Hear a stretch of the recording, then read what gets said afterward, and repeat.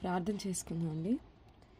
మమ్మల్ని ఆత్మికులుగా ప్రేమించిన మా కన్న తండ్రి, ఈ ఉదయకాల వేళ మిమ్మల్ని తండ్రి అని పిలుచుకునే మహాభాగ్యాన్ని మాకు ఇచ్చి మమ్మల్ని ప్రేమించి తండ్రి, మీరు మా కొరకు చేసిన వాటన్నింటినీ ధ్యానించుటకు మరి ఒక అవకాశాన్ని మీరు మాకు కల్పించినందుకు మీ కృతజ్ఞతలు తండ్రి.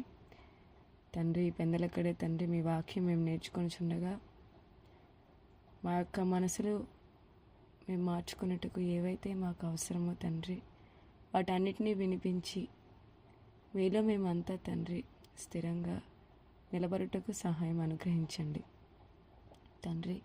వింటున్న ప్రతి ఒక్కరూ మీ మాటలుగా భావించి తండ్రి, వారి హృదయం అనే పలకల మీద భద్రం చేసుకునే జ్ఞానాన్ని వారికి ఇవ్వండి. చెబుతున్న నాకు సమయోచితమైన జ్ఞానాన్ని, శక్తిని, ధైర్యాన్ని ప్రసాదించగలరని కోరుకుంటూ ఈ ప్రార్థన యేసుక్రీస్తు శ్రేష్టమైన నామంలో అడిగి వేడుకుంటున్నాం తండ్రి, ఆమేన్. క్రీస్తు నామంలో కూడి వచ్చిన మీ అందరికీ నా వందనములు తెలియజేసుకుంటున్నానండి. మనం మత్తయి సువార్త నేర్చుకుంటున్నాం కదా. గత వారం మనం మత్తయి సువార్త 19వ అధ్యాయం మొత్తం లెక్చరర్ స్వాతి గారి ద్వారా విన్నాము. మరి ఇప్పుడు మనం మత్తయి సువార్త 20వ అధ్యాయం చదువుకుందాం అండి. మత్తయి సువార్త 20వ అధ్యాయము మొదటి నుండి మనం చూసినట్లయితే మత్తయి సువార్త 20వ అధ్యాయము మొదటి వచనం నుంచి మనం చూడగలిగితే, ఎలాగనగా పరలోక రాజ్యము ఒక ఇంటి యజమానుణ్ణి పోలి ఉన్నది.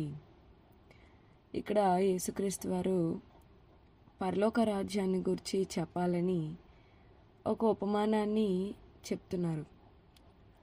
యేసుక్రీస్తు వారు పరలోక రాజ్యం కోసం చాలా ఉపమానాలు తెలియజేయటం, ఆ ఉపమానాలను తెలియజేస్తూ పరలోక రాజ్యం ఎలా ఉంటుంది, పరలోక రాజ్యానికి ఎలాంటి వారు వెళ్తారు, పరలోక రాజ్యానికి మనం ఎలా ఉంటే వెళ్తాము, ఇవన్నీ కూడా యేసుక్రీస్తు వారు వాళ్ళకి అర్థమయ్యే రీతిలో చెప్పడం అనేది మనం మొదటి నుండి చూస్తున్నాం. మరి అలా ఆయన పరలోక రాజ్యం కోసం చెప్తూ ఇక్కడ దేనితో పరలోక రాజ్యం పోలి ఉన్నది అంటున్నారంటే, పరలోక రాజ్యం ఒక ఇంటి యజమానుణ్ణి పోలి ఉంది. పరలోక రాజ్యం ఒక ఇంటి యజమానుణ్ణి పోలి ఉంది. అతడు తన ద్రాక్ష తోటలో పనివారిని కూలీకి పెట్టుకొనుటకు ప్రొద్దున బయలుదేరి దినమునకు 1 దేనారం చొప్పున పనివారితో వడబడి తన ద్రాక్ష తోటలోనికి వారిని పంపెను. ఇక్కడ ఒక యజమాని, ఇంటి యజమానుని పరలోక రాజ్యం పోలి ఉన్నది అన్నారు. అయితే అతడు ఏం చేశాడంటండి, ద్రాక్ష తోటలో పనివారిని కూలీకి పెట్టుకోవడానికి ఉదయాన్నే బయలుదేరాడు. అలా బయలుదేరిన ఆయన ఏం చేశాడు, దినముకి 1 దేనారం పనిచేసినందుకు 1 దినానికి 1 దేనారం. 1 దేనారం అంటే ఇంచుమించు ₹1/2, ఇంచుమించు అది 1 దేనారం ఇంచుమించు ₹1/2 వెళ్ళినటువంటి దానితో వారికి ఏం చేశారంటే ఆ పనివారితో వడబడ్డాడు. అంటే మీరు 1 దినముకు పని చేస్తే 1 దేనారం ఇస్తానని ముందుగా ఒప్పందం చేసుకున్నారు. అలా చేసుకున్న తర్వాత ఏమైందంటే, తన ద్రాక్ష తోటలోనికి వారిని పంపెను. తర్వాత అతడు దాదాపు 9 గంటలకు వెళ్ళి, ముందేమో ఉదయమే వెళ్ళారు, ప్రొద్దున్నే బయలుదేరి వెళ్ళారు పనివారి కోసం. ఇప్పుడేమో ఎన్ని గంటలకు వెళ్ళారటండి, తర్వాత అతడు దాదాపు 9 గంటలకు వెళ్ళి 9 గంటలకు వెళ్ళి సంత వీధిలో ఊరక నిలిచి ఉన్న మరికొందరిని చూచి, మీరును నా ద్రాక్ష తోటలోనికి వెళ్ళుడి, మీరును నా ద్రాక్ష తోటలోనికి వెళ్ళండి, ఏమి అన్యాయమో అది మీకు ఇత్తునని వారితో చెప్పగా వారును వెళ్ళిరి. ముందేమో ప్రొద్దున్న వెళ్ళేటప్పుడు కొంతమందితో ఆయన వడబడ్డారు, ద్రాక్ష తోటలోనికి వారిని పనివారికి పంపేశారు. ఆ తర్వాత 9 గంటలకు వెళ్ళేటప్పుడు సంత వీధిలో ఊరక నిల్చున్న వారిని చూచి ఆయన ఏమన్నాడంటే, మీరు కూడా నా ద్రాక్ష తోటలోనికి వెళ్ళండి, మీకు ఏది న్యాయమో అది మీకు నేను ఇస్తాను, మీకు ఏది న్యాయమో అది మీకు నేను ఇస్తాను అని ఆయన చెప్తున్నారు. ఇంకా అలా ఆయన ఏది న్యాయమో మీకు అది ఇస్తానని చెప్పినప్పుడు వారు కూడా వెళ్ళారు. ఇక 5వ వచనంలో దాదాపు 12 గంటలకును 3 గంటలకును అతడు ఏం చేశాడట, మరలా వెళ్ళి అలాగూ చేశాను. 12 గంటలకి 3 గంటలకి వెళ్ళి మళ్ళీ అదే పని చేశారంట. ముందేమో ప్రొద్దున్న వెళ్ళారు, ఆ తర్వాత 9 గంటలకు వెళ్ళారు. ఆ తర్వాత దాదాపు 12 గంటలకి, ఆ తర్వాత 3 గంటలకి అతను మళ్ళీ వెళ్ళి అలాగే చేశాడండి. మళ్ళీ వెళ్ళి పనివారిని పిలిచి తన ద్రాక్ష తోటలో పనికి వెళ్ళమని చెప్పారు. ఇక ఆ తర్వాత ఏమైంది? 6వ వచనం. తిరిగి దాదాపు 5 గంటలకు వెళ్ళి 5 గంటలకి మళ్ళీ ఆయన 5 గంటలకు వెళ్ళారంట చూడండి. 5 గంటలకు వెళ్ళి ఏం చేశాడట, మరికొందరు నిలిచి ఉండుట చూచి అక్కడ దినమంతయు మీరు ఎందుకు ఊరకనే నిలిచి ఉన్నారని వారిని అడగగా వారు ఎవడునూ మమ్మల్ని కూలికి పెట్టుకొనలేదనిరి. అందుకతడు మీరు నా ద్రాక్ష తోటలోనికి వెళ్ళుడనిను. సాయంకాలం అయినప్పుడు ఆ ద్రాక్ష తోట యజమానుడు తన గృహ నిర్వాహకుని చూచి పనివారిని పిలిచి చివర వచ్చిన వారు మొదలుకొని మొదట వచ్చిన వారి వరకు వారికి కూలి ఇమ్మని చెప్పాను. ఇక్కడ ఒక ఇంటి యజమానుడు తన ద్రాక్ష తోటలో పని కోసమని కూలికి పెట్టుకోవటానికి ఉదయాన్నే వెళ్ళి కొంతమందిని కూలికి పెట్టుకున్నారు. 9 గంటలకు వెళ్ళి కొంతమందిని కూలికి పెట్టుకున్నారు. 12 గంటలకి 3 గంటలకి వెళ్ళి కొంతమందిని కూలికి పెట్టుకున్నారు. ఇక తర్వాత 5 గంటలకి అంటే రోజంతా కూడా వాళ్ళు ఏం చేశారటండి, రోజంతా నిల్చున్నారంట వాళ్ళు. అంటే ఎవరు మమ్మల్ని పనిలో పెట్టుకుంటారు, ఎవరు మమ్మల్ని పనికి పిలుస్తారు, అంతే కదండి. ఇప్పుడు మనం కూలీల్ని చూసామనుకోండి, తెల్లవారే వాళ్ళు వెళ్ళిపోతారు. ఎందుకు? తెల్లవారే ఏం తింటారో ఏం తాగుతారో కూడా వాళ్ళకి తెలియదు కొన్ని పరిస్థితుల్లో. కానీ వాళ్ళు ఏంటంటే తెల్లవారుజామునే వాళ్ళు వెళ్ళిపోతారు. ఎందుకు? కూలీకి ఎవరైనా మమ్మల్ని పెట్టుకుంటారేమో అని. మనం కూడా తెల్లవారుజామున ఎక్కడికైనా ప్రయాణం వెళ్తునేటప్పుడు మనకి కూడా వాళ్ళు కనిపిస్తూ ఉంటారు. ఎక్కువ మందిగా ఒక చోట ఉంటుంటారు.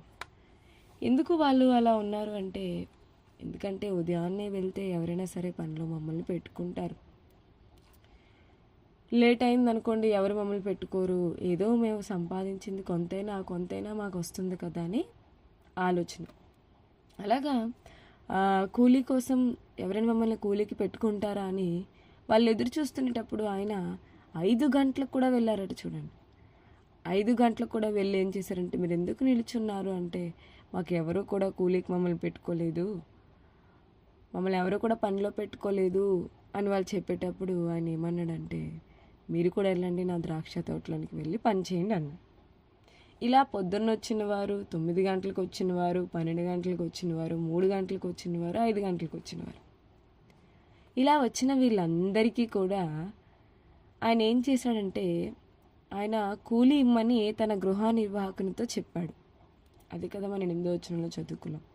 సాయంకాలం అయినప్పుడు ఆ ద్రాక్ష తోట యజమానుడు తన గృహ నిర్వాహకుని చూచి పనివారిని పిలిచి చివర వచ్చిన వారు మొదలుకొని మొదట వచ్చిన వారి వరకు వారికి కూలి ఇమ్మని చెప్పాను. ఇంకో చివర వచ్చిన వారు మొదలుకొని ఆయన ఏమంటున్నాడు తెలుసా, పనివారిని పిలిచి ఆ గృహ నిర్వాహకుని పిలిచి చూచి ఆ పనివారందరినీ పిలిచి చివర వచ్చిన వారు మొదలుకొని మొదట వచ్చిన వారి వరకు వారికి కూలి ఇవ్వు అంటే, చివర నుండి ఎవరైతే చివరన వచ్చారో వాళ్ళ నుండి మొదట వచ్చిన వారి వరకు కూడా కూలి ఇమ్మని తన గృహ నిర్వాహకునితో చెప్తున్నాడు. అప్పుడు ఆయన ఏం చేశాడు? 9వ వచనం. దాదాపు 5 గంటలకు కూలీకి కుదిరిన వారు వచ్చి ఒక్కొక్క దేనారం చొప్పున తీసుకొనిరి. 5 గంటలకు కూలీకి కుదిరిన వారు చూడండి, ఎన్ని గంటలకి? ప్రొద్దున్న కూలీకి కుదిరిన వారు కాదు, 9 గంటలకి లేదా 12 గంటలకి 3 గంటలకి కూలీకి కుదిరిన వారు కాదు. ఎవరు? ఎన్ని గంటలకు కుదిరిన వారటండి? దాదాపు 5 గంటలకు కూలీకి కుదిరిన వారు. వాళ్ళు ఏం చేశారట? వచ్చి ఒక్కొక్క దేనారం చొప్పున తీసుకున్నారట. ఇప్పుడు ఉదయాన్నే ఆయన కూలీకి పెట్టుకోవడానికి ప్రొద్దున్నే ఆయన వెళ్ళారు కదా. ప్రొద్దున్నే ఆయన వెళ్ళేటప్పుడు ఏమని చెప్పి వాళ్ళని పనిలో పెట్టుకున్నారు? ఒక దినముకి ఒక దేనారం చెప్పిన కదా. అది ఎప్పుడు? ప్రొద్దున్న పనికి పెట్టుకునేటటువంటి వారితో ఆయన చేసుకున్న ఒప్పందం అది. మరి ఇప్పుడు 5 గంటలకు వచ్చిన వారికి కూడా ఆయన ఏం చేస్తున్నాడు? పొద్దున్న నుంచి కష్టపడుతున్నారు కదండి వాళ్ళు. ప్రొద్దున్నుండి కష్టపడుతున్నారు, ప్రొద్దున్నుండి చివరి వరకు సాయంత్రం వరకు కష్టపడుతున్నారంటే ఎక్కువ కష్టపడినట్టే కదా వాళ్ళు, అంతే కదా. ఉదయం నుంచి సాయంత్రం 5 గంటల వరకు అంటే ఎంత కష్టపడి ఉంటారు ద్రాక్ష తోటలో? చాలా కష్టపడి ఉంటారు కదా, చాలా కష్టపడ్డారు. అయితే అంత కష్టపడినా దినానికి ఎంత ఇస్తానని ఒప్పుకున్నాడు యజమాని? ఒక దేనారమే. మరి ఆ ఒక్క దేనారమే ఎన్ని గంటలకు వచ్చిన వారికి ఇచ్చేస్తున్నారండి? 5 గంటలకి, దాదాపు 5 గంటలకి కూలీకి కుదిరిన వారికి వచ్చి ఒక్కొక్క దేనారం చొప్పున తీసుకునేది. మొదటి వారు వచ్చి తమకు ఎక్కువ దొరుకుననుకునేది కానీ వారికిని ఒక్కొక్క దేనారం చొప్పుననే దొరికెను. ఇక్కడ మొదటివారు ఏమనుకున్నారంటే అదేంటి, మేమే కదా వచ్చి ముందు కష్టపడ్డాము, మేమే కదా ఉదయం నుంచి వచ్చి కష్టపడ్డాము, సాయంత్రం నుంచి వచ్చి కష్టపడిన వారికే ఒక దేనారం ఇచ్చాడంటే ఉదయం నుంచి కష్టపడిన మాకు ఇంకెన్ని దేనారాలు ఇస్తాడో అని వాళ్ళు ఆశించారు ఎక్కువగా. ఏమైనా మాకు ఎక్కువ ఇస్తాడేమో అని. అంతే కదండి, మనమేమనుకుంటాము? ఉదయం నుంచి కష్టపడిన వాళ్ళును సాయంత్రం 5 గంటల నుంచి కష్టపడిన వాళ్ళు ఒకటేనా? చెప్పండి, కాదు కదా. ఉదయం అంతా కష్టపడినటువంటి వారు మేము ఎక్కువసేపు కష్టపడ్డాం కదా, మాకు ఏదైనా ఎక్కువ వస్తుందేమో, అంతే కదా. ఎక్కువసేపు కష్టపడితే మనం ఎలా అనుకుంటాం? మనం కూడా మనుషులుగా మనం ఏదైనా ఎక్కడైనా ఎక్కువసేపు కష్టపడి పని చేస్తే మేము చాలా ఎక్కువ పని చేస్తాం అని మనకే అనిపిస్తుంటుంది. మనకన్నా లేటుగా వచ్చిన వాళ్ళు పని చేశారు అనుకోండి, వీళ్ళు ఇప్పుడే వచ్చి పని చేశారు, తక్కువ పని చేశారని మనకు అనిపిస్తుంటుంది. ఇక్కడ కూడా అండి, ఉదయం వచ్చి పని చేసినటువంటి వాళ్ళు ఏమనుకుంటున్నారట? మొదట వచ్చిన వారు తమకు ఎక్కువ దొరుకుతుంది, మాకు ఎక్కువ వస్తుందేమో అని అనుకున్నారంట. కానీ వాళ్ళు కూడా ఒక్కొక్క దేనారమే తీసుకున్నారు. వారది తీసుకున్న తర్వాత ఏం చేస్తున్నారట? వారది తీసుకుని చివర వచ్చిన వీరు 1 గంట మాత్రమే పని చేసినను, చివర వచ్చిన వీరు ఏం చేశారట? 1 గంటే పని చేశారట. ఎంత పని చేశారండి? ఎన్ని గంటలు పని చేశారు? 1 గంటే.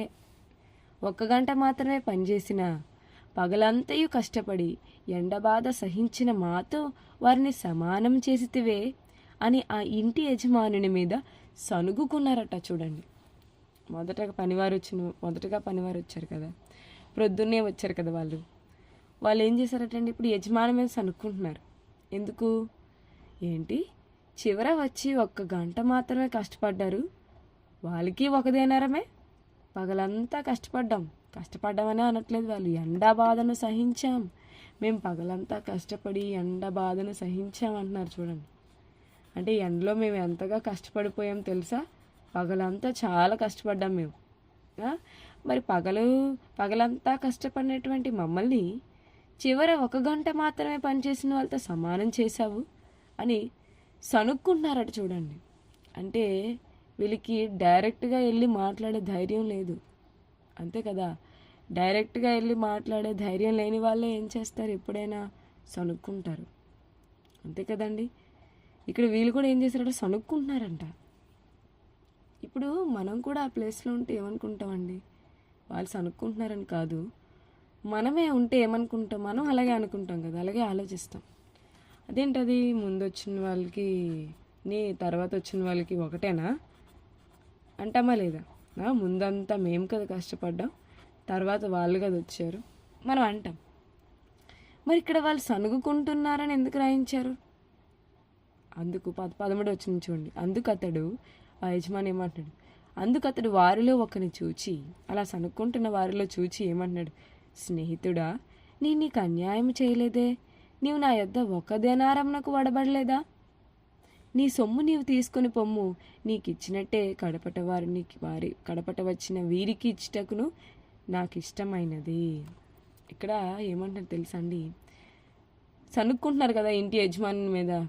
ముందు వచ్చిన వాళ్ళకి తర్వాత వచ్చిన వాళ్ళకి ఒకటే జీతం, ముందు వచ్చినటువంటి వాళ్ళును తర్వాత వచ్చినటువంటి వారికి కూడా సమానంగా చూస్తున్నాడు ఈ యజమాని అని సనుక్కున్నారు కోపం వచ్చి.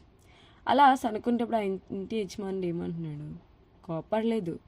స్నేహితుడా, ఎలా పిలుస్తున్నాడు చూడండి. స్నేహితుడా, నీకు అన్యాయం చేయలేదే, నేనేమి నీకు అన్యాయం చేశానా ఎప్పుడైనా? నీకెంతకు వడబడ్డాను నేను? 1 దేనారంకే కదా, అంతే కదండి. ఉదయం ఎంతకు ఒప్పుకున్నాడు ఆయన పనికి? 1 దేనారంకే, అంతేగాని తర్వాత నీకన్నా లేటుగా వచ్చిన వాళ్ళు వచ్చినా పర్లేదు నీకు జీతం ఎక్కువ ఇస్తానని ఒప్పుకున్నాడా? ఒప్పుకోలేదు. 1 దేనారంకే ఒప్పుకున్నాడు. మరి ఆ 1 దేనారం ఇవ్వకుండా, ఆ దేనారం కూడా ఇవ్వకుండా ఇంకా ఆయనకైనా తక్కువ చేశాడు అనుకోండి, అప్పుడు యజమాని అన్యాయస్తుడే కదండి. కానీ ఆయన ఏమన్నాడు? ఆయన ఎంత న్యాయంగా మాట్లాడుతున్నాడు చూసారా? అందుకు అతడు వారిలో ఒకరిని చూచి, స్నేహితుడా, నేను నీకు అన్యాయం చేయలేదు కదా, నీవు నా యొద్ద ఒక్క దేనారానికి వడబడలేదా, ఒక్క దేనారమే ఇస్తానని ఒప్పుకున్నాను కదా, మరి నీకు ఇచ్చాను కదా, మరి నువ్వు ఎందుకు అలాగా మాట్లాడుతున్నావు, నీకు ఇచ్చాను కదా, నీ సొమ్ము నీవు తీసుకొని పొమ్ము, నువ్వు తీసుకొని వెళ్ళిపో, నీకిచ్చినట్టే వారికి కూడా ఇవ్వడం అది నా ఇష్టం, నాకు ఇష్టమైంది, నాకు ఇష్టం వచ్చినట్టు నా సొంత సొమ్ముతో చేయటం న్యాయం కాదా. చూసారా ఆయన, నాకు ఇష్టం వచ్చినట్టుగా నేను నా సొంత సొమ్ముతో చేయడం న్యాయం కాదు. ఇప్పుడు నాది, డబ్బులు నావి, నేను ఎవరికైనా ఇచ్చుకుంటాను, నీకైతే అన్యాయం చేయలేదు కదా, నీకు ఎంత ఇచ్చానో అన్నీ ఒప్పందం చేసుకున్నాను, ఒప్పుకున్నాను, అంతే ఇచ్చాను, మరి నేను ఆయనకి ఇస్తున్నందుకు నువ్వెందుకు బాధపడుతున్నావు, నా డబ్బులు నాకు ఇష్టం వచ్చినట్టు నేను ఎవరికైనా ఇస్తాను, అది న్యాయమే కదా, నేను ఇవ్వడం కూడా న్యాయమే కదా. న్యాయమే అంటే ఇక్కడ మనకి ఏమర్థం అవుతుందో తెలుసా, ఈ యజమానునిలో న్యాయం ఉంది, ఈ యజమానునిలో మనకి ఏం కనిపిస్తుంది, న్యాయం కనిపిస్తుంది, కానీ అది వాళ్ళు అర్థం చేసుకోలేదు. అర్థం చేసుకోకుండా ఏం చేస్తున్నారు, సనుక్కుంటున్నారు. అంటే వాళ్ళకి అతను అన్యాయం చేయకుండా న్యాయంగా ఒక దేనారం ఇచ్చినా సరే వాళ్ళు సనుక్కుంటున్నారు. అప్పుడు ఆయన ఏమన్నాడు, 14 వచ్చిన, నీ సొమ్ము నీవు తీసుకొని పొమ్ము, నీకు ఇచ్చినట్టే కడపట్టి వచ్చిన వీరికి ఇచ్చట నాకు ఇష్టమైంది, నాకు ఇష్టం వచ్చినట్టు నా సొంత సొమ్ముతో చేయటం న్యాయం కాదా, న్యాయమే కదా, నేను మంచివాడనైనందుకు నీకు కడుపు మంటగా ఉన్నదా అని చెప్పాను. ఏంటి, ఏమైనందుకటండి, మంచివాడనైనందుకు నీకు కడుపు మంటగా ఉన్నదా అంటే, మంచి వాళ్ళైతే ఎదుటివారికి కడుపు మంట వస్తుందా, అదే కదా ఇక్కడ అర్థం. మరి నేను మంచివాడనైనందుకు నీకు కడుపు మంటగా ఉందా అంటే, నేను వాళ్ళ పట్ల న్యాయం చేసినందుకు, నేను వారి పట్ల న్యాయంగా బ్రతికినందుకు నీకు లోపలేంటి కడుపు మంట. కడుపు మంట అంటే ఏముంది చూడండి, కిందన పుట్టినట్లో 3 అనే అంకె ఉంది కదండి, ఆ కిందన మనకి ఏం కనిపిస్తుంది, కడుపు మంటగా ఉన్నదా అన్న దగ్గర నీ కన్ను చెడి ఉన్నదా. కళ్ళు చెడిపోవడం ఏంటండి, ఏమైనా కనుక బాగాలేదా, కనుక ఏమైనా గాయమైందా, ఏమైనా కురుపు వచ్చిందా, అక్కడ ఏమైనా ప్రమాదమైనా సంభవించిందా, కాదండి. కన్ను చెడి ఉన్నదా అంటే అది కాదు. చూసావా, నన్నేమో ఉదయం పనికి పిలిపించుకొని నాకు ఒక దేనారమే, 5 గంటలకు వచ్చిన వాళ్ళకి అదే దేనారమా, ఇదేంటండి, ఇది అన్యాయం కదండి. అంతే కదండి, మనం కూడా కొంతమందికి చెప్పుకుంటాం ఇలాగే, చూడండి ఉదయం వచ్చిన వాళ్ళకి ఒకటే ఇచ్చారు, సాయంత్రం వచ్చిన వాళ్ళకి ఒకటే ఇచ్చారు, ఇది న్యాయమా, మీరైనా చెప్పండి అని మనం అడుగుతాం కదా అందరినీ.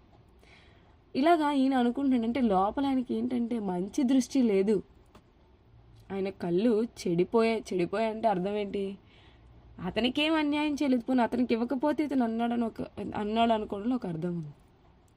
కానీ ఎదుటవాడికి ఇస్తున్నందుకు అతనికి ఎలా ఉందట, కడుపు మంటగా ఉందట. చూడండి, నేను మంచివాడనైనందుకు కడుపు మంటగా ఉందా నీకు అంటే, నేను అడిగి అన్యాయంగా కాకుండా న్యాయంగా వాడికి ఇస్తున్నందుకు నీకు బాధ ఉందా లోపల అంటే ఏంటి కడుపు మంట అంటే, చూసావా, నాకు ఎక్కువ ఇవ్వకుండా అవతల వాళ్ళకి ఇచ్చేస్తున్నాను, నాకు ఎక్కువ ఇవ్వకుండా అవతల వాళ్ళకి ఇచ్చేస్తున్నాను, నాకున్నది నాకు ఉంది కదా అనుకోవట్లేదు, నాకు ఇస్తున్నారు కదా అనుకోవట్లేదు, నాకు కాకుండా అవతల వాళ్ళకి ఎక్కువ వచ్చేస్తుంది.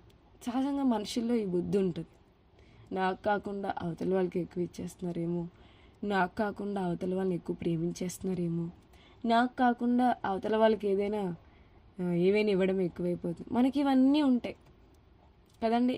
అలాగే ఆయనకు కూడా ఏముందంటే కడుపు మంట అంటే, చూడండి మనం అప్పుడప్పుడు ఈ మాట అంటాం చూసారా, నీకెందుకంత కడుపు మంట అంటుంటారు, అంటే నువ్వు ఎందుకంత రగిలిపోతున్నావు, నీకేం అన్యాయం జరగలేదు కదా. అప్పుడప్పుడు చూడండి మనం ఎలా ఆవేశంతో ఎలా మాట్లాడుతుంటాం, కోపంతో ఎలా మాట్లాడుతుంటాం, చూసావా ఎంత అన్యాయమో ఇది, అయినా అలా చేయొచ్చా, అలా మాట్లాడచ్చా అంటే పక్కన ఉన్న వాళ్ళు ఏమంటారు, ఎందుకంత నువ్వు అలా అయిపోతున్నావు అంటుంటారు. ఇక్కడ ఈయన కూడా, నేను మంచివాడిని అయినందుకు నీకు కడుపు మంటగా ఉందా, నీకు కడుపు మండుతుంది అంటే ఏంటంటే లోపల ఆయన దృష్టి బాగాలేదు, ఆయన కన్ను చెడిపోయి చూసే దృష్టే బాగాలేదు. కన్ను చెడిపోవడం అంటే అదేదో ఆయనకి గాయం అవడం కాదండి, దృష్టి. మన దృష్టిలో కూడా పాపం ఉందంటే ఉంది. మనం బైబిల్లో చాలా సందర్భాలు చదువుకుంటాం, ఓర చూపు అంటాడు, విషపు చూపు అంటాడు. అంటే ఏంటి, చూపు బాగాలేదు, చూపుల్లో విషయం ఏంటండి అంటే వాళ్ళు చూస్తునేటప్పుడు కూడా ఎలా అంటే విషం, వాళ్ళ మనసులో మన మీద ఉన్న విషయం కనిపిస్తుంటారు. వారి చూపుల్లోనే మనకు అర్థమవుతుంది. మనం కూడా చాలా సందర్భాలు అంటే ఏమని, ఎందుకు అలా చూస్తున్నావు నా వైపు అంటూ, ఎందుకు మనం ఏదైనా మనకి తేడాగా అనిపిస్తేనే మనం ఆ మాట అంటాం. మంచిగా చూస్తే ఎందుకంటామంటే, ఇలా ఈయన కన్ను ఏమైపోయిందంటే చెడిపోయింది అంటే ఏంటి, చూసావా నాకన్నా ఆయనకి ఎక్కువ ఇస్తున్నాను, నాకన్నా 5 గంటలకు వచ్చి పని చేసిన వాళ్ళని నన్ను కలిపి సమానం చేస్తాడు ఈయన అంటే బాధ వచ్చేసింది చూడండి. ఈయనకి బాధ కలిగిపోతుంది. అంటే ఆయన ఆ బాధ ఎంతగా వెళ్ళిపోయిందంటే, ఉదయం ఎంత ఎండలో కష్టపడ్డాను, ఎంత సహించాను, నన్ను వాళ్ళని ఒకటేనా, నేను వాళ్ళు ఒకటేనా, అది ఆయన బాధ. అప్పుడు ఏమన్నాడు చూడండి, ఈ ప్రకారమే కడపటివారు మొదటివారగుదురు, మొదటివారు కడపటివారగుదురు అని యేసుక్రీస్తు వారు ఇక్కడితో దీన్ని ముగించారు. ఈ ఉపమానంలో మనకి ఏమర్థమవుతుందంటే, పరలోక రాజ్యం కోసమే ఉపమానం చెప్తున్నారు. ఇది మనం మనసులో పెట్టుకోవాలి. మొదట పరలోక రాజ్యంను గురించి ఆయన చెప్తూ ఎలా ఉందంటే మనకి ఇది చూపించారు. ఒక ఇంటి యజమానుని అని, అంటే పరలోక రాజ్యము కూడా ఇలాగే ఉంటుంది, దీన్ని పోలి ఉంది, ఇలా ఉంటుంది అని.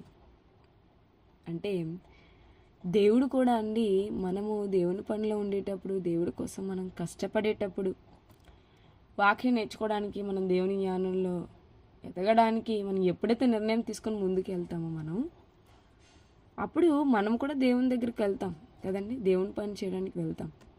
అలా పని చేసినప్పుడు మనం అలా ఆ విధంగా మనం దేవుని కోసం బ్రతుకుతునేటప్పుడు దేవుడైతే మనకిచ్చేటటువంటి దానిలో ఎప్పుడు ఏది అన్యాయం చేయడు. అంతే కదండి. ఇప్పుడు మనం చేసిన పనికి తగినట్టుగా దేవుడు మనకి ఇస్తాడండి, అంతే కదా. మనం పని ఎక్కువ చేస్తే దేవుడు తక్కువ జీతం ఇస్తాడా మనకి? లేదే. మనం ఎక్కువ పని చేస్తే దేవుడు ఎక్కువ జీతం ఇస్తాడు మనకి. మనం చేసిన దానికి, మనం చేసిన పనికి ఎంత ఇవ్వాలి, ఎంత ఇవ్వటం న్యాయమో అనేది దేవుడు ఆలోచించి మనకి దేవుడు ఇస్తాడు. అయితే దేవుడు మనకిచ్చినప్పుడు, దేవుడు మనకి ఏదైనా ఇస్తునేటప్పుడు, మనకి ఏదైనా దేవుడు మనకు అనుగ్రహిస్తునేటప్పుడు మనకి ఎంత ఇవ్వాలో అంత ఇస్తాడు. కానీ మనకంటే, మనతో పాటు మనకి ఎలాగైతే ఇస్తున్నాడో దేవుడు ఎదుటి వారికి కూడా అలాగే ఇస్తునేటప్పుడు మనం వాళ్ళని చూసి అసూయ పడకూడదు. ఇది మనం మొదటిగా ఇందులో నేర్చుకోవాల్సింది. అసలు ఇక్కడ దేవుని కోసం చెప్తూ దేవుడు ఏంటి, ఉదయం వచ్చిన వాళ్ళకి మధ్యాహ్నం 9 గంటలకు వచ్చిన వాళ్ళకి మధ్యాహ్నం 12 గంటలకు, 3 గంటలకు, తర్వాత 5 గంటలకు అందరికీ ఒకటే జీతం ఏంటి, అందరినీ ఒకేలా చూస్తున్నాడేంటి అంటే, మనం ఇక్కడ ఆలోచించాల్సింది ఏంటంటే, దేవుడు అంటే దేవుని మనసు ఇప్పుడు ఎలా ఉంటుందో తెలుసా? ఆయన ఎవరికైతే ఏదైతే ఇస్తానని చెప్పాడో అది వారికి ఇవ్వటంలో అన్యాయం చేయడు. కానీ ఎవరికి ఎంత ఇవ్వాలనేది ఆయన ఇష్టం, అది ఆయన ఆలోచన. ఆయన వారికి ఆయన ఇష్ట ప్రకారంగా ఇస్తాడు. అలా ఇచ్చినప్పుడు మనమైతే ఎందుకు దేవుడు అలా వాళ్ళకి ఇచ్చేస్తున్నాడని చెప్పి మనం అలా అనుకోకూడదండి. అంటే మనం కూడా కొన్ని సందర్భాల్లో మన ఆత్మీయ జీవితంలో ఇలాంటి పరిస్థితుల్లోకి వెళ్ళిపోతాం. ఎలా, అదిగో చూసావా వాళ్ళకి నాకన్నా ఎక్కువ వచ్చింది, నేను కదా ముందు నుండి ఉన్నది, నేను కదా ఎక్కువ దేవుడి కోసం కష్టపడింది, నేను కదా దేవుని పని ఎక్కువగా చేస్తున్నాను, నేను కదా అంటే మొదటి నుంచి నేనున్నాను కదా అనుకుంటా. అంటే మొదటి నుండి ఉన్నారు అంటే వాళ్ళు ఎలా మాట్లాడతారండి, నేను ఫస్ట్ నుండి ఉన్నాను, నేను ఎప్పుడు ఉన్నాను అనుకున్నారు, మీకేం తెలుసు నా కోసం, ఇలాగే కదా అంటుంటారు. అంటే మొదటి నుంచి నేను ఉన్నాను అంటే నాకే ముందు, కానీ చివరి వచ్చిన వాళ్ళకి ముందు. ఇలా అనేక పరిస్థితుల్లో మనం కూడా ఇలా మాట్లాడుతూ ఉంటాం. కానీ ఇక్కడ మనము దేవుని పని చేసినప్పుడు, దేవుని కోసం బ్రతుకుతునేటప్పుడు, పరలోక రాజ్యానికి మనం వెళ్తాం అనుకునేటప్పుడు దేవుడు ఎవరికి ఎంత జీతం ఇవ్వాలి, ఎవరికి ఎంత ఫలం ఇవ్వాలి, ఎవరికి ఎంత నేను ఇవ్వాలి అని దేవుడు నిర్ణయించుకున్నాడో దేవుడు అంతే ఇస్తాడు. కానీ ఎదుటివారికి ఇచ్చినందుకు, ఎదుటివారికి దేవుడు ఇస్తున్నందుకు మనమైతే మన జీవితంలో ఎప్పుడూ కూడా బాధపడకూడదు. ఎందుకంటే దేవుడు బైబిల్లో ఒక మాట రాయించాడు. ఆ మాట మనం చూస్తే ఇర్మియా గ్రంథం 27వ అధ్యాయము 5వ వచనం మనం చూసినట్లయితే, ఇర్మియా గ్రంథము 27వ అధ్యాయము 5వ వచనం, ఇర్మియా గ్రంథము 27వ అధ్యాయము 5వ వచనం మనం చూసినట్లయితే, అధిక బలము చేతను చాచిన బాహువు చేతను భూమిని, భూమి మీదనున్న నరులను, జంతువులను నేనే సృజించి, దేవుడు నేనే సృజించి ఎవరికి ఇచ్చుట న్యాయం అని నాకు తోచునో వారికే ఇస్తున్నాను.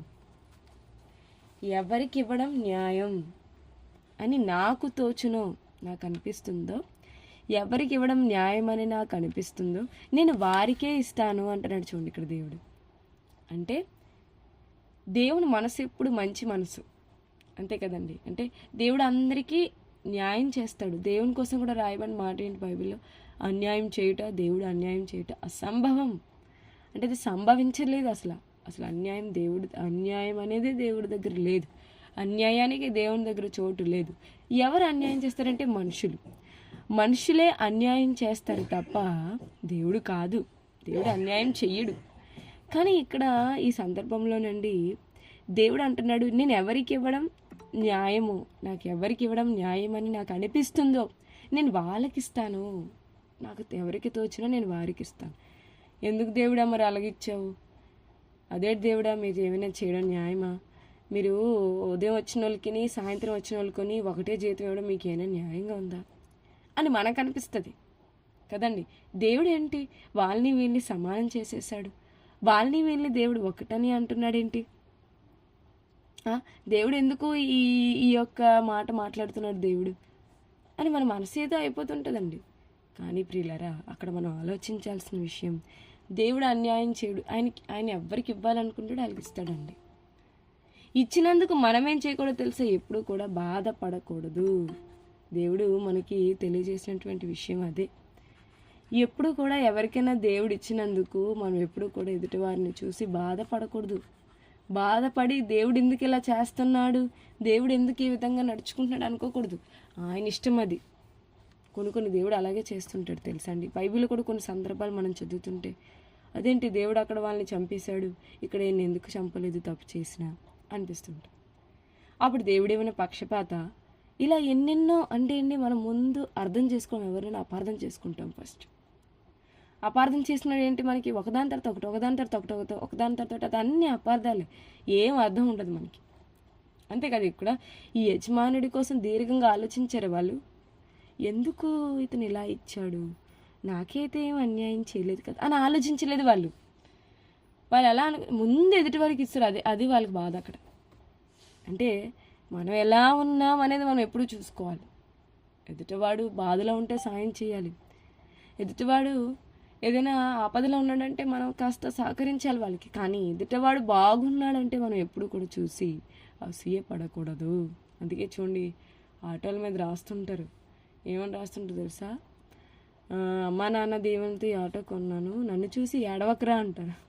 ఏడడం అంటే ఏంటి? అబ్బా చూసి ఎంత మంచి ఆటో కొనిస్తాడు చూసా, అది ఏడ్డం. ఎంత మంచి బండి కొనిస్తాడు చూసావా, ఎక్కడ వీళ్ళకి డబ్బులు అంటే మనం ఎంత స్థితిలో ఉన్నాం అనేది మనం ముందు ఆలోచించాం. మనం బాగున్నామా లేదని ఆలోచించి సంతృప్తి పడం, కానీ ఎదుటివారు బాగున్నారేమో అని చూసి అసూయపడుతుంటారు. పరలోక రాజ్యం విషయంలో కూడా అంతే. ఎవరికి ఎప్పుడు వస్తారు, ఏ సమయంలో దేవుని నమ్ముతారో, ఏ పరిస్థితుల్లో దేవుని నమ్ముతారో, అలాంటి పరిస్థితుల్లో నమ్మినప్పుడు కూడా దేవుడు ఏంటండి వీళ్ళకి అవకాశం ఇచ్చేసాడు, ఏంటండి దేవుడు వీళ్ళకి పరలోక రాజ్యం ఇచ్చేస్తాడు అని ఎప్పుడు కూడా మనం అనుకోకూడదు. ఎప్పుడు మన జీవితకాలంలో అనుకోకూడదు. ఎందుకంటే దేవుడి ఇష్టం అది. ఏమన్నాడు దేవుడు? కడపటి వారు మొదటివారు అవుతారట, మొదటివారు ఏమవుతారట, కడపటి వారు అవుతారు. అంటే ఏంటి? చివరి వచ్చిన వాళ్ళే ముందు అవుతారు, ముందు వచ్చిన వాళ్ళు ఏమైపోతారు?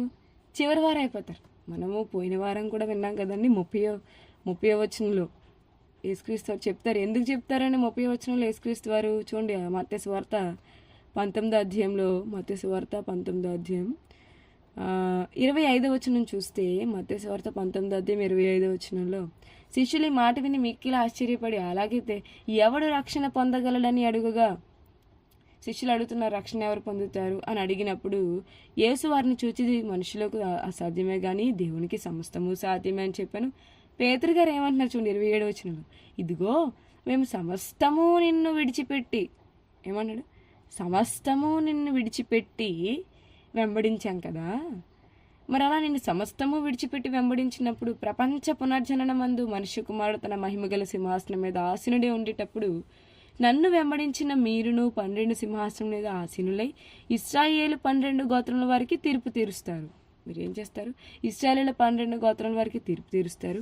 నా నామము నిమిత్తం ఇశ్రాయేలీల 12 గోత్రాల వారికి తీర్పు తీరుస్తారు. నా నామం నిమిత్తం అన్నదమ్ములనైనా, అక్క చెల్లెలనైనా, తండ్రినైనా, తల్లినైనా, పిల్లలనైనా, భూములైనా, ఇండ్లనైనా విడిచిపెట్టిన ప్రతివాడు 100 రెట్లు పొందుతాడు. అంటే మీరు ఇశ్రాయేలీలకి తీర్పు తీరుస్తారు అని ఆయన చెబుతూ, ఎవరైతే నా కోసం తల్లిదండ్రుల్ని విడిచిపెట్టేస్తారో, అక్క చెల్లెల్ని, అన్నదమ్ముల్ని అందరినీ విడిచిపెట్టేస్తారో, భూముల్ని, ఇళ్ళని అన్నీ విడిచిపెట్టేస్తారో వాళ్ళు ఏం చేస్తారట?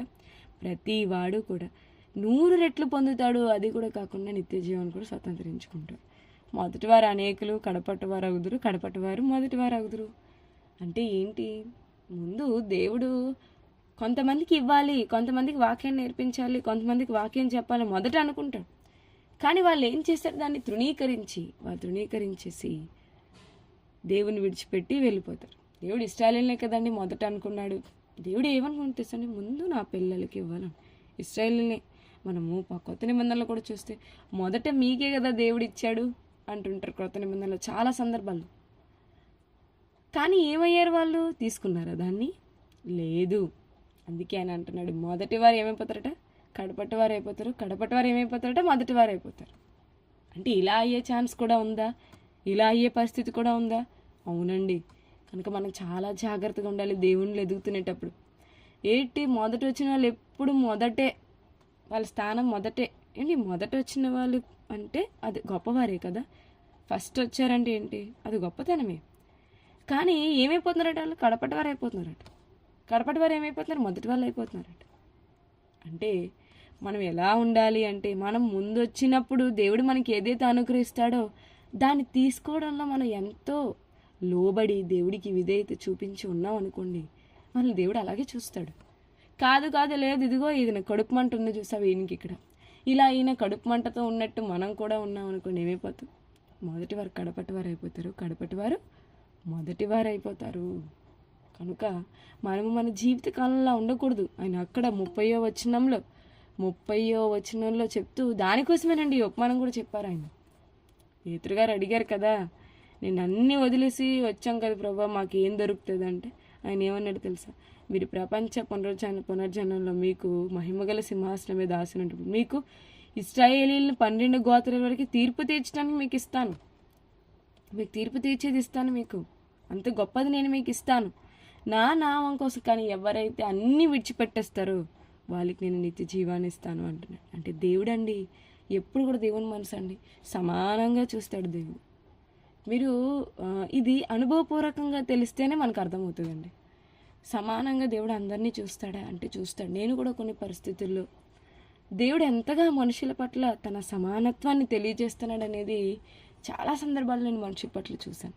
అంటే దేవుడు ఎప్పుడు ఎవరికి అన్యాయం చేయడు. అదిగో దేవుడు వాళ్ళని మేలు చేస్తున్నాడు, అదిగో దేవుడు వారికి అన్యాయం చేస్తున్నాడు అని మనకు అనిపిస్తుంది కొన్ని పరిస్థితుల్లో. కానీ అండి తర్వాత కాలం గడిచే కొద్దీ అయ్యో దేవుడు వీరి జీవితాల్లో కూడా మేలు చేస్తున్నాడు కదా అనిపిస్తుంది. అప్పుడు దేవుడు మనకి ఎంత సమానంగా దేవుడు మనల్ని చూస్తున్నాడో అర్థమవుతుంది. కనుక మనం ఎప్పుడు కడపటి వారం అవ్వకూడదంటే మొదట వచ్చిన మనము మన మంచితనాన్ని, లేదంటే మనకి దేవుడు ఇచ్చిన ఏదైతే దేవుడు అనుగ్రహించాడో దాన్ని పొందుకోవటంలో ఎప్పుడు కూడా విధేయత కలిగి ఉండాలి. ఎవరికైనా మనకి కాకుండా ఎవరికైనా ఏదైనా ఇస్తున్నందుకు మనం బాధ కలిగి ఉండకూడదు. కానీ దేవుని మనసు ఎలాంటిదో తెలుసా? ఆయనకి నచ్చిన వారికి ఇస్తాడు ఆయన. అదే ఆయన మనసు. ఎప్పుడైనా మనం అదే మనసులో పెట్టుకోవాలి. నాకు నచ్చిన వాళ్ళకి నేను ఇస్తాను, నీకు మాత్రం అన్యాయం చేయను అనేది దేవుని మనసు. అలాంటప్పుడు మనం ఏం చేయాలో తెలుసా? ఇది దేవుని మనసు కదా, పోన్లే ఆయనకు నచ్చినట్టే ఆయన ఇస్తున్నాడు, మనకెందుకు అని మనం అనుకోవాలి. మనకైతే అన్యాయం చేయలేదు కదా అని మనం అనుకోవాలి. అలా అనుకునేటప్పుడే మనం ఎప్పుడు కూడా ముందుంటాం.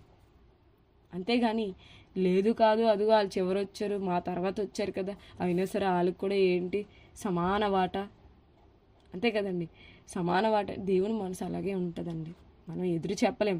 అందుకే దానియేలు గ్రంథంలో అనుకుంటే ఆయన అంటాడు ఏంటి, ఆయన చెయ్యి పట్టుకుని నువ్వు ఎందుకు ఇలా చేస్తున్నావు అని ఆయన అడిగేవారు ఎవరు లేరంట. అసలు ఆయన దేవుని అసలు అలా అడగకూడదు మనం. ఆయన చేపట్టుకుని ఎందుకు ఇలా చేస్తున్నావు, మొదట వచ్చిన వాళ్ళకి చివరి వచ్చిన వాళ్ళకి ఒకటే జీతం కదా, ఎందుకు ఇలా చేస్తున్నారు తండ్రి మీరు అని దేవుని చేయి పట్టుకొని అడిగే అధికారం ఎవరికీ లేదు. కనుక మీరెందుకు ఇలా చేస్తున్నామని దేవుని మనం నిందించడానికి మనం సరిపోము. అంటే నిందించేటంతగా దేవుడు ఉంటాడా చెప్పండి? కాదు కదా. ఆయన ఎలా ఉంటాడు? ఆయన తండ్రి. ఆయన మనకు తండ్రి అన్నప్పుడు పర్ఫెక్ట్ దేవుడు అన్ని విషయాల్లో. మనం గత వారం కాకుండా ముందు వారం విన్నాం కదా, స్వాతి గారు చెప్పారు, పర్ఫెక్ట్ దేవుడు ప్రతి విషయంలో పరిపూర్ణుడు. ప్రతి విషయంలో మనం ఏదో దేవుడా ఇది నువ్వు మర్చిపోయావని దేవుడికి చెప్పేటంతటి స్థితిలో తండ్రి లేడు. ప్రతి విషయంలో పరిపూర్ణం. మరి అలాంటప్పుడు నీకు ఇచ్చినందు నీకు ఇచ్చి, వాళ్ళకి ఇచ్చింది వాళ్ళకి ఇచ్చి, ఎందుకు ఇలా దేవుడు చేస్తున్నాడని ఎప్పుడు మనం దేవుని అర్థం చేసుకోవడంలో ముందుండాలి. అలా అర్థం చేసుకుంటే పరలోక రాజ్యానికి కూడా దేవుడు మనకు అంతే అండి. పరలోక రాజ్యం కోసమే కదా దీన్ని చెప్తున్నాడు ఇక్కడ ఈ ఉపమానం.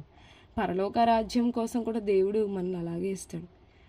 పరలోక రాజ్యాన్ని ఇస్తున్నప్పుడు కూడా మనం ఎందుకు దేవుడు వీళ్ళకి మేము కదా మొదటి నుంచి కష్టపడ్డాము, మేము కదా ముందు నుండి ఉన్నాము అని మనం ఎప్పుడు కూడా అనుకోకూడదు. ఏ విషయంలోనైనానండి, మేము కదా ముందున్నాం, మేము కదా కష్టపడుతున్నాం, మేము కదా దేవుడి పని విషయంలో, ఏ విషయంలో అంటే దేవుడి పని విషయంలో మేము కదా ముందుగా వస్తున్నాము అనుకోకూడదు.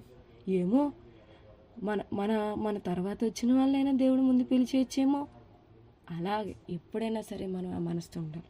ఎదుటి వారిని దేవుని పనిలో ప్రోత్సహించి, అది చివరి వచ్చిన వాళ్ళైనా సరే. ఎప్పుడు మనుషులకి ఇదొకటి ఉంటుందండి, మేము మొదటి నుంచి ఉన్న వాళ్ళం, మేమంతా ఒకటి, మేమంతా కూడా ఒక సహవాసం, మేమంతా ఒకరము. చివరి నిన్న కాక మొన్న వచ్చారు. ఏం మాట్లాడతారండి మనుషులు? నిన్న కాక మొన్న వచ్చావు నువ్వు అంటుంటారు. కానీ అలా కాదు. ఈ ఉపమానంలో మనం నేర్చుకోవాల్సిన ఎన్నో విషయాలు ఉన్నాయి. ముందుగా మొదట మనం నేర్చుకోవాల్సింది దేవుని మనసు. దేవుని మనసు అలాంటిది. దేవుడు పరలోక రాజ్యాన్ని ఎలా ఇస్తాడు తన పిల్లలకి అని చెప్తున్నాడు ఇక్కడ యేసుక్రీస్తు వారు. తన పిల్లలకి తను ఇవ్వాలనుకునేటప్పుడు ఎలా ఇస్తాడు? ఇవ్వటంలో ఇలాంటివి ఉంటాయి. అది మనకి బయటికి ఏదో పక్షపాతంలా అనిపిస్తుంటుంది, దేవుడు ఏదో మనకి అన్యాయం చేస్తున్నట్టు అనిపిస్తుంటుంది. కానీ అది న్యాయమే. అంటే అంత దీర్ఘంగా దేవుణ్ణి మనం అర్థం చేసుకోవాలి, అంత లోతుగా మనం దేవుణ్ణి అర్థం చేసుకోవడానికి ప్రయత్నం చేయాలి. అంతే కదండి. సహజంగా మనుషులు కూడా అండి కొన్ని చేస్తుంటే మనకు అర్థం అవ్వదు. మనం ఏంటి చేస్తాం? అర్థం చేసుకోవడానికి ప్రయత్నం చేయం, కానీ అపార్థం చేసుకోవడానికి ముందు ప్రయత్నం చేస్తాం. ఫస్ట్ మనలో ఇదే ఉంటుంది. అర్థంకి అపార్థానికి ఒకటే పదం, ఒకటే అక్షరం తేడా అట. కానీ దేవుడు కూడా మనుషుల విషయంలోనే మనం అపార్థం చేసుకునేటప్పుడు మనకు ముందు అర్థం అవ్వదు, తర్వాత అర్థమవుతుంది. తర్వాత కాలంలో మనం గ్రహిస్తుంటాం, నిజమే కదా, ఇలా చేయడం వల్ల మాకు కూడా మంచి జరిగింది కదా, మేమే ఫస్ట్ అపార్థం చేసుకున్నాం అనుకుంటాం. దేవుడు కూడా మనకి కొన్ని విషయాలు అలాగే కనిపిస్తుంటాడు. మనం బైబిల్లో కూడా చాలా సందర్భాలు మీరు చదువుతున్నప్పుడు ఇలాంటివి ఎదురవుతాయి మీకు. ఏంటి తండ్రి ఇలా ఉంటున్నాడు ఏంటి? ఇది అర్థం చేసుకోకుండా అపార్థం చేసుకుని ఈరోజు ఎంతోమంది మత ఛాందసవాదులు, మూర్ఖులు, మీ దేవుడు బైబిల్లో ఇలా రాయించాడు, అలా చెప్పాడు, ఇక్కడ ఇలాగన్నాడు, అక్కడ అలాగన్నాడు, ఎందుకు అలాగంటున్నారు? వాళ్ళకి మనసు అర్థం అవ్వలేదండి. ఎప్పుడు కూడా అండి దేవుని మనసు అర్థం కావాలి అంటే దావీదు గారు ఎలాగైతే దివారాత్రములు ధ్యానించారో అలా మనం ధ్యానిస్తుండాలి బైబిల్. అప్పుడే అండి ఎప్పుడు మనం దేవుని అపార్థం చేసుకోం. మనం కూడా మన జీవితకాలంలో, ఆత్మీయ జీవితంలో అండి, మన జీవితంలో వచ్చే కొన్ని కష్టాలకి మనం ఏం చేస్తాం తెలుసా? కొంతమంది నోట నేను విన్నాను, అంటే మన వాళ్ళు కాదు, బయట వాళ్ళు, దేవుడు నాతో ఆడుకుంటున్నాడంట. దేవుడు నాకు కష్టాలు రప్పించి దేవుడు నాతో ఆడుకుంటున్నాడంట. నేను ఆ మాట విని ఎంత ఆశ్చర్యపోయాను తెలుసా? ఇటు కష్టాలు రప్పించి దేవుడు ఆడుకుంటున్నాడు అంటే కష్టాల్లో కూడా దేవుడిని అర్థం చేసుకోవాలి. ఎందుకు ఈ కష్టం నన్ను రప్పిస్తున్నాడు దేవుడు, ఎందుకు ఈ బాధ నాకు ఇచ్చాడు దేవుడు అని మనం అర్థం చేసుకుంటే అండి దేవుడు మనసు మనకి ఎంత స్వచ్ఛంగా కనిపిస్తుందో తెలుసా? అందుకే అన్నాడు ఏమని, నేను మంచివాడను. దేవుడు ఎవరు? మంచివాడు. నేను మంచివాడనైనందుకు నీకు కడుపు మంటగా ఉందా అంటే ఎప్పుడు మనకి కడుపు మంట ఉంటుంది సహజంగా. కానీ మనం ఆ విధంగా ఎప్పుడు కూడా ఉండకూడదు. కడుపు మంట కలిగి మనం ప్రవర్తించకూడదు. ఎదుటివారి మీద మత్సరం, ఎదుటివారి మీద అసూయ కలిగి ప్రవర్తిస్తే అండి అది మనకే ప్రమాదం.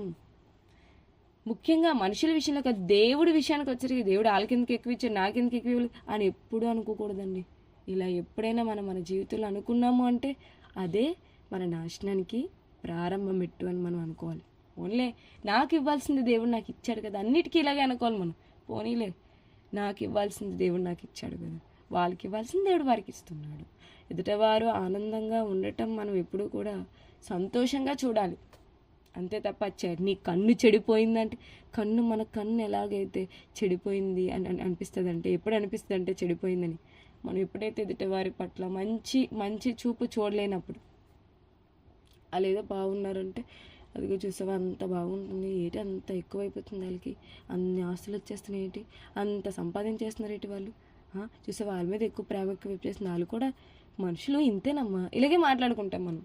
అంతే కదా, మనుషులు ఇంతే, మేలు చేసిన వాళ్ళని గుర్తించరు అంటుంటారు. కానీ ఎప్పుడు మనం అలా ఎదుటివారిని అపార్థం చేసుకోవడానికన్నా ముందు ఒక క్షణం ఆలోచిద్దాం, ఏమో ఎందుకు ఇలా చేశారు, ఎందుకు ఈ విధంగా చేశారు. కనుక ఈ ఉపమానంలో ముందు పొద్దున్న వచ్చిన వారు, తర్వాత 9 గంటలకు వచ్చిన వారు, టైం కూడా ఎందుకు చెప్పాడు తెలుసా ఆయన, చూడండి అక్కడ పొద్దున్న వచ్చిన వారికి, 9 గంటలకు వచ్చిన వారికి, 12 గంటలకు వచ్చిన వారికి, చివరికి ఆయన 5 గంటలకు కూడా వెళ్ళాడటండి. చూడండి, పని ఇవ్వాలి, పని కల్పించాలనే ఉద్దేశం.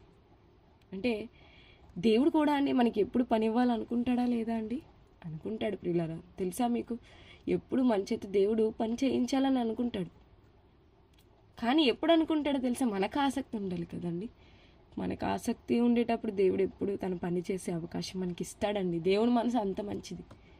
ఎందుకంటే చూడండి, లోకంలో అండి పని కావాలి అని అడిగేవారు ఉన్నారు, కానీ దేవుడి పని కావాలని అడిగేవారు ఎవరున్నారండి చెప్పండి. ఇక్కడ పని కోసమే కదండి 5 గంటల వరకు ఉండిపోయారు వాళ్ళు, చూసారా? పని కోసం 5 గంటల వరకు అంటే ఇక్కడ పని దొరుకుతుంది, ఈయన పనికి పిలుస్తారని వాళ్ళకి తెలీదు. అంటే దేవుని పని కోసం మనం ఏం చేయాలో తెలుసా అండి, ఎప్పుడు ఆసక్తిగా ఎదురు చూడాలి. దేవుడి పని నా చేతికి ఎప్పుడు వస్తుంది, అంతే కదా. మనం ఏమనుకుంటామండి, ఎవరికైనా సేవ చేసే భాగ్యం మనకు వస్తే మనం ఎంత గొప్పగా ఫీల్ అవుతాం. ఇంత గొప్పవారికి సేవ చేసే భాగ్యం నాకు వచ్చింది అని మనం లోపల ఎంత బాగా ఆనందపడతాం తెలుసా. మరి అలాంటప్పుడు దేవుడికి సేవ చేసే అవకాశం మనకు వచ్చిందంటే అది ఎంత గొప్ప విషయం అండి. దేవుడికే సేవ చేసే అవకాశం, అంతే కదా. దేవుడికే సేవ, దేవుడంటే మనకు చాలా ఇష్టం కదా. మనకి ఇష్టమైన వారికి మనం సేవ చేయడానికి ఎక్కువ ఆలోచిస్తాం. మరి దేవుడు అంటే మనకి ఇష్టమైనప్పుడు దేవుడు సేవ అంటే ఇష్టపడాలి మనం. దేవుడు పని అంటే ఎక్కువ ఇష్టపడాలి. ఏ పనైనా అది తొడ్డం అది చిన్నదే కదా, తడిగుడ్డ పెట్టడం అది చిన్నదే, ఇంట్లో ఒక పని, ఇంట్లో పని లాంటిదే. కడగడం అది అంతే కదా, ఇదే చిన్న పనులండి దేవుడి పనులు అనుకోకూడదండి మనం.